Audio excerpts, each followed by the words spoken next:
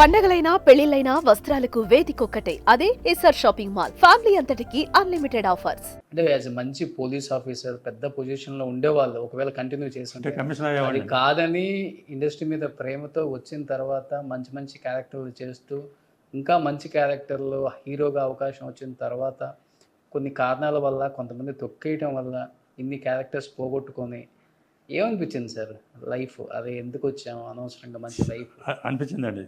ఎందుకు వచ్చానా అనిపించింది. ఇలాంటి ఇండస్ట్రీ నేను రాకూడదు, నేను పనికిరాని ఇండస్ట్రీలో తప్పు చేశాను. ఆ ఉద్యోగం మానేసి రావడం తప్పు. ఆ ఉద్యోగం మానేయటానికంటే ఎప్పుడు ఆ ఉద్యోగం సర్వీస్ 11 మంత్స్ సర్వీస్ చేస్తూ ఉండేది. సర్వీస్లో పెన్షన్ చేస్తారు, డబ్బులు ఇస్తారు 500 మంత్లీ 500. ఇచ్చిన తర్వాత కండిషన్ పెడతాడు, మినిమం 5 years సర్వీస్ చేయాలి. నువ్వు మినిమం 5 years సర్వీస్ చేయాలి, అప్పుడు దాకా నీకు వెళ్ళడానికి వీల్లేదు అని కమిట్ చేసి మనకు రాసాం. అప్పుడు 1 year అయిందండి, సర్వీస్ అయ్యి 1 year అయింది మానేయటానికి. సరే ఏం చేయాలి, అప్పుడు కమిషనర్ ఫైండ్ అవుట్ సుందర్లాల్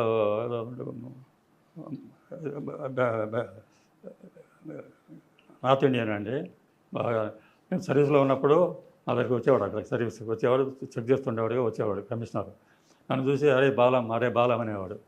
బాలం అంటే నాకు అర్థం కాదు, అరే కాయ్ బాలం కాయ్ అనేవాడు. అరే అర్థం నాన్న అప్పయ్యని చూసేవాడు. చూస్తున్నప్పుడు అప్పుడు ఆయన కమిషనర్గా ఉండేవాడు అక్కడ. ఆయన రిజైన్ చేయాలంటే ముందు ఆయన పర్మిషన్ తీసుకోవాలి. ఆయన దగ్గరికి వెళ్ళానండి. సార్ ఎలా సార్ నాకు ఒంట్లో బాగలేదు సార్, రిజైన్ చేస్తాను. ఎందుకంటే రిజైన్ చేయటం, you want to leave, you take leave 1 year 2 years 1 year you take leave, don't put leave, resign అన్నాడు. కాదండి నో యు గో అన్నాడు. వెళ్ళిపోయానండి. మర్నాడు ఒక 5 days ఆగి మళ్ళీ వచ్చాను. మళ్ళీ వచ్చి సార్ నేను చేయలేనండి, నాకు హెల్త్ బాగాలేదు అని డాక్టర్ సర్టిఫికేట్ పుట్టించారు. డాక్టర్ సర్టిఫికేట్ మెడికల్ ఆఫీసర్ ఉంటాడు, ఇండస్ట్రీ మీద ఉన్న ప్రేమతో ఎన్ని ప్రేమతోనే ఇండస్ట్రీ మెడికల్ ఆఫీసర్ ఉండేవాడిని. సర్టిఫికేట్ తీసుకున్నాను, డబ్బులు ఇచ్చి 500 ఇచ్చి డబ్బులు తీసుకున్నా. తీసుకొని లేదు సార్ నేను బాగాలేదండి చెప్తే ఆయన ఒప్పుకోవాలి. నీకు కావాలంటే లీవ్ ఇస్తానయ్యా, leave take leave 1 year 2 years అంటే నాకు ఉండే ఒకరు చెప్తే నచ్చదు, నాకు తోచదు. నాకున్న బద్ద 2 గుణాలు ఏంటంటే మైనస్లో నాకు తోచదో మీరు చెప్తే నేను విన్నాం. That's my character. అది పెద్ద ఆయన తీసుకున్నానండి. ఆ డబ్బు కట్టేశాను వాళ్ళకి. 11 months లీవ్ ఇస్తారు, సెలవు ఇస్తారుగా, అది కూడా కట్టేశారు. కట్టేసి ఆ మెడ్రాస్ నాకు తెలియదు అప్పుడు. మెడ్రాస్ అంటే చెన్నపట్నం, మా మోహన్ రోడ్డు బీచ్ అని పేరు విన్నా. నాకు ఎవరో తెలియదు సపోర్ట్ లేదు. ట్రైన్ ఎక్కి మెడ్రాస్ వచ్చాను. మెడ్రాస్ సెంట్రల్ దిగానండి. దిగితే అంతమంది మెడ్రాసు, మౌంట్ రోడ్డు, బీచ్ చాలా గొప్పగా చెప్పుకునేవారు. చాలా గొప్పగా ఉండేది బ్రహ్మాండం. అక్కడ మనుషులు చూస్తే డౌట్ వచ్చింది, ఇజ్ ఇట్ మెడ్రాస్ అని అడిగా. ఇజ్ ఇట్ మెడ్రాస్ అమ్మా అన్నాడు. ఈ అమ్మ ఆ లుంగీలు, ఆ తెల్లపాగా నవ్వటం, అది ఇక్కడ తాగటం అది చాలా అగిలిగా ఉందండి. అని నమ్మలేకపోయా. చెన్నై అంటే జన అని, మెడ్రాస్ అంటే ఏదో ఇమాజిన్ చేసుకొని వచ్చేసారు. శృంగారం చెన్నై, చన్నపట్నం బ్రహ్మాండం అనుకొని వచ్చాను. ఇంత అసహ్యంగా ఉంది అక్కడ మనుషులు చూస్తే.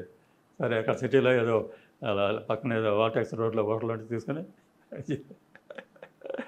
అక్కడ చేరి త్వరగా షిఫ్ట్ అయ్యి టీ నగర్ చేరి సినిమా గ్యాంగ్తో చేరా. ఆ రోజుల్లో వైఎస్ఆర్ ఆంజనేయులు ఉండేవాడు. ఆయన అక్కడ హోటల్ ఉండేది ఒకటి ఉంది, కాఫీ హోటల్ బజార్లో, పండి బజార్లో. అక్కడ నుంచుండేవాడు, అందరికి సలహాలు ఇస్తుండేవాడు మంచి అచ్చలకి. అక్కడ నేను చేరా ఆ గ్రూపులో. ఆయన మంచివాడే, సలహాలు ఇచ్చేవాడు తప్ప మంచివాడే, అంత బాగా చెప్తాను. అక్కడ అట్లా చేరు. బట్ అన్నీ వదిలేసి వచ్చేసారు కదా సార్, స్ట్రగుల్స్ ఏం పడలేదు ఇక్కడికి వచ్చిన తర్వాత ఫైనాన్షియల్గా? రూము ఎందుకు పడలేదండి, సగులు పడ్డానండి. సగులు పడ్డాను కాబట్టి నాకు కొంచెం ఫైనాన్షియల్గా హెల్ప్ చేసేవారు. మా ఫాదర్ పంపేవాడు, మా ఫాదర్లో పంపేవారండి. కాబట్టి అయినా స్ట్రగుల్ పడ్డా. ఎందుకంటే 40 years సర్వీస్లో 20 సినిమాలు చేశానంటే ఏమంటే స్ట్రగుల్ ఏముందండి. 40 years సర్వీస్లో 20 సినిమాలు చేశారు. అంటే ఎంత ఏం సంపాదించాను అటువంటి సినిమాల్లో కూడా పెద్ద సంపాదన ఏమి ఉండేది కాదు. అది ఇచ్చింది పుచ్చుకోవటమే. కాబట్టి నా ఫైనాన్షియల్గా ఇంటికి తెచ్చుకోవటం తప్ప ఇక్కడ ఏం లేదు. మరి ఏం లేనప్పుడు ఎందుకు ఇండస్ట్రీలోనే ఉన్నారు? ఏదైనా బిజినెస్ సైడ్ కానీ, మళ్ళీ ఇటు పోలీస్ డిపార్ట్మెంట్ సైడ్ కానీ పోలీస్ డిపార్ట్మెంట్కి వెళ్ళడానికి లేదండి. లేదు. సర్వీస్ అయిపోయింది కదా, ఏజ్ అయిపోయింది. అప్పుడే అప్పుడు అయిపోయి అప్పుడే ఏదో పీకుదామని కదా, ఏదో రామారావు నాయకుల్లో పీకేద్దాం మన ఇండస్ట్రీ అని కదా అనుకుంది కదా. ఓకే. అనుకున్న అట్లా అయిపోయిందండి. ఏం చేయలేదు అయిపోయిన తర్వాత సరే ఏం చేయాలని ఆలోచించానండి. సరే ప్రొడక్షన్ మేనేజర్ చేద్దామని. ప్రొడక్షన్ మేనేజర్ ఇప్పుడు బాబు గారి సినిమాలో నేను ఎక్కువ యాక్ట్ చేశానండి. బాబు గారి సినిమాలో బుద్ధిమంతుడు, అందాల రాముడు, బాలరాజు కథ, ఇంకా మైథాలజీ సినిమాలు చేశారు. 2 సామాన్య యుద్ధం, 2 సినిమాలు చేశారండి. ఆయన కూడా డైరెక్షన్ ఆయనే. దాంట్లో కూడా యాక్ట్ చేశాను నేను. ఓకే. కోతి వేషం వేసా. వాలిస్ గుడిలో సుగ్రీవుడి వేషం. ఓకే. చెప్తాను దాని ఇంపార్టెన్స్ ఉంది, సాంగ్ ఉంది, ఇంపార్టెన్స్ బాగా ఇంపార్టెన్స్ ఉంది. కాదు మూతి తెలియదు కదా. సరే వేశాను, డైరెక్టర్గా నాకు చేశాను. తర్వాత ఆ కంపెనీలో నేను ప్రొడక్షన్ చేశానండి. ఆ కంపెనీలో ప్రొడక్షన్ చేశాను. ప్రొడక్షన్ చేస్తుంటే అప్పుడు నాకు కొంచెం స్పీడ్ ఎక్కువ అండి. మాట్లాడటం స్పీడు, కోపం ఎక్కువ, ఏం లేదు. అప్పుడు ఏమన్నా తప్పు చేస్తే కేకలేసేవాడిని. కేకలేసేవాడిని. బాబు గారు డైరెక్షన్, రమణ గారు ఎగ్జిక్యూటివ్, ప్రొడ్యూసర్ ఎగ్జిక్యూటివ్, అంతా ఆయన చూస్తుండేవాడు. బాబు గారు డైరెక్షన్ చూస్తాడు, ఆయన పట్టించుకోడు. రమణ గారిని పట్టించుకుంటాడు. ఆయన ఆర్టిస్టులను బుక్ చేయడం, అపాయింట్ చేయడం అనేటం అంతా ఆయనే. నేను కేకలేయటం చూసి ఆయన నైట్ పిలిచేవాడు. నైట్ షూటింగ్ అయిన తర్వాత వాళ్ళు ఫ్రెష్ అయ్యి భోజనం తర్వాత ఫ్రెష్ అయ్యి భోజనం చేస్తున్నాడు, పిలిచేవారు. అశోక్ కుమార్ వెళ్ళానండి. ఎందుకని మీకు అంత కోపం? ఎందుకని మీరు అలా అరుస్తారు?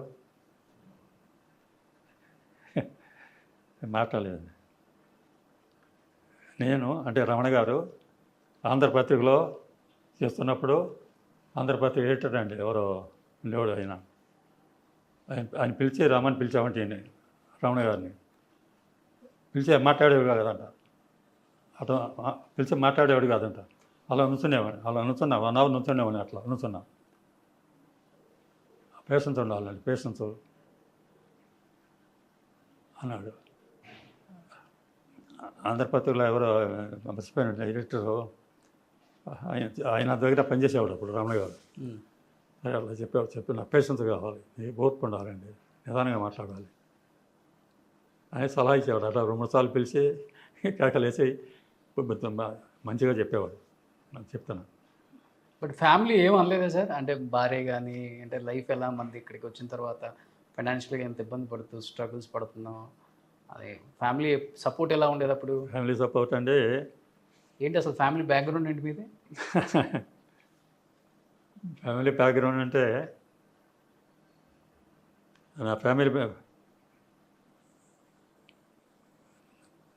ఫ్యామిలీ నాకు శత్రువు అయిందండి. ఎందుకని సార్? ఎందుకంటే ఇప్పుడు ఆ రోజుల్లో నేను సినిమా హైదరాబాద్లో ఉండేవాడిని జాబ్ చేస్తూ. బీకామ్ అయిన తర్వాత జాబ్ చేస్తున్నప్పుడు అంతకుముందు సినిమా అమ్మాయిని చూసేవాడిని. మంచి అమ్మాయిని బాగా అందంగా ఉండేవారు. చూశాను అమ్మాయిని బాగా బాగుండేవారు. ఏదో కారణం వల్ల మా ఫాదరు, మా మదర్ లేదు, మదర్ డైడ్ ఉన్నాయి 6 years old. మా ఫాదరు, మా సిస్టరు. మా సిస్టర్ పెళ్ళి అయిపోయింది అప్పటికే. మా ఫాదర్ సిస్టర్ చూసేవారు. నేను చూసిన అమ్మాయిని ఏదో వంగ చెప్పేవారు. బ్యాక్గ్రౌండ్ బాగలేదు, ఫాదర్ మంచివాడు కానీ ఇదని చెప్పేవారు. 2-3 మంచివాళ్ళు నాకు నచ్చిన వాళ్ళు చెప్తే అది చెప్పేవారు. సరే హైదరాబాద్ నేను ఉన్న తర్వాత మా అత్తారు కొమరవులు అండి. అంటే ఎన్టీ రామారావు గారు అత్తారు కొమరవులు అండి. అక్కడ సంబంధం చూశారండి. నేను హైదరాబాద్లో చూసుకో సంబంధం, మరి తర్వాత గొడవ పెడతాగా చూసుకున్నాడు. అక్కర్లేదు లేదు మీరు చూడండి, అక్కర్లేదు చెప్పా.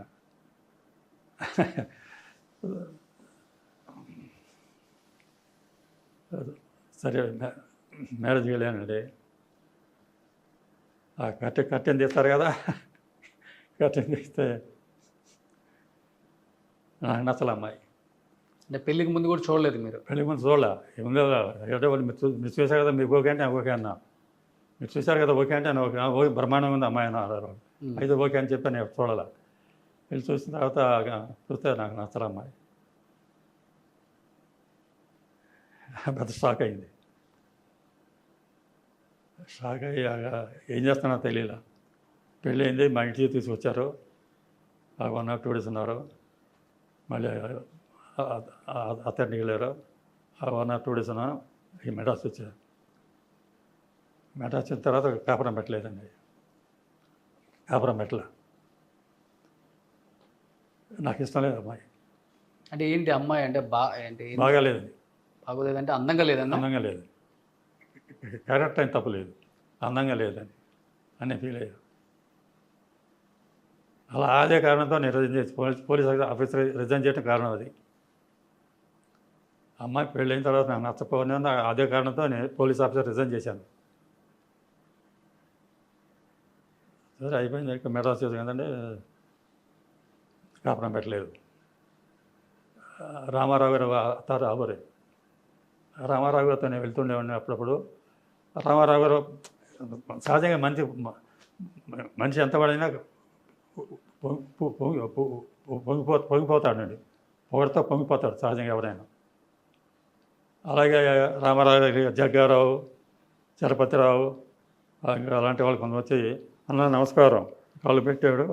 రండి బ్రదర్ కూర్చోండి అనేవాడు. నేను హలో సార్ అనేవాడిని. నాకు కూర్చొనివాడు అనేవాడు కాదు, కూర్చొనివాడు కాదు, నేను మాట్లాడేవాడు కాదు. వాళ్ళు మాత్రం నాలుగు అండిస్తే కూర్చొని బ్రదర్ కూర్చోండి అనేవాడు. ఆనెస్టీగా విలువ లేదు. నేను అట్లా నుంచునేవాడిని. సరే కొంచెం సేపు వెళ్ళిపోయేవాడిని. అలా వస్తూ వెళ్ళిపోతుండేవాడిని. వాళ్ళు వస్తున్నప్పుడు బాగా కాంటాక్ట్స్ ఉన్నాయి. నేను ఎవరో తెలియదు, వాళ్ళ ఊరని అది తెలియదు. ఇలా ఉండగా నేను కాపురం పెట్టలేదని మా మామగారు వచ్చాడండి. రామారావు గారి ఇంటికి వచ్చారు. రామారావు గారి ఇంటికి వచ్చి అత్తారు బంధువులేండి. ఇప్పుడు మా అత్తారు అత్తారు side by side. Ramarao garu బంధువులే? రామారావు బంధువులే. రామారావు అత్తారు మా అత్తారు ఒకే side by side. Okay. Side ఇంకోటి కమ్మాస్ అంటే కలుపుకుంటారు కదా, కలుపుకొని వచ్చారు. వచ్చిన తర్వాత వచ్చి రామారావుతో మాట్లాడాడు. తాను ఏం బ్రదర్ చేస్తానని చెప్పి నన్ను క్లోజ్ చేశాడు. ఆయన రామారావు దగ్గర డ్రైవర్ ఉండేవాడు, కృష్ణ అని ఒక లైఫ్ లాంగ్ ఉండేవాడు ఆయన, కృష్ణ అని. కృష్ణ వచ్చి నన్ను పిలిచాడు. అన్నగారు పిలుస్తున్నారు రామని. వస్తాను వెళ్ళు అన్న. వెళ్ళ మళ్ళీ 2 days తాగిన తర్వాత మళ్ళీ వచ్చాడు. ఏం చెప్పను, నేను రానన్నా. సరే డ్రైవర్ చేస్తాడు చెప్పాడు, వెళ్ళిపోయాడు. ఆయన కోపం వచ్చింది రామారావు గారు. నా మాట వినరా, కనీసం నా మాట చెప్తే కూడా వినరా, రమ్మంటే రాడా అని ఆయన కోపం వస్తుంది కదా, సహజంగా వస్తుంది కదండి. వచ్చింది. సరే మామగారు వెళ్ళిపోయాడు. కాపురం పెట్టలేదప్పుడు. అది సపరేట్ ఎపిసోడ్లో అండి. ఇదంతా అయిపోయిన తర్వాత నేను ప్రొడక్షన్ చేస్తున్నా కదండి. ప్రొడక్షన్ చేస్తున్న తర్వాత ఎందుకో నాకే తప్పు అనిపించింది. అమ్మాయి తప్పలేదు, నా తప్పు అనిపించింది. నా తప్పుగా ఆమె ఎందుకు బాధపడాలి అని చెప్పి ఒకరోజు నేనే నిర్ణయం తీసుకుని కోనవెల్లి వెళ్ళి అమ్మాయిని తీసుకొని వచ్చా. ఎవరు చెప్పలా, నాకే మార్పు వచ్చింది. అమ్మాయిని తీసుకొని వచ్చా. వచ్చి వెళ్ళి కాపురం పెట్టా. చెప్తాను, కాపురం పెట్టానండి. సరే ఆడంతా హ్యాపీగా ఉన్నారనుకోండి, అది వేరే విషయం. ఇలా అయిపోయింది ఇట్లా జీవితం. సుమన్ టీవీలో మీ పర్సనల్ అండ్ బిజినెస్ ప్రమోషన్స్ కోసం కింది నెంబర్కి కాంటాక్ట్ చేయండి.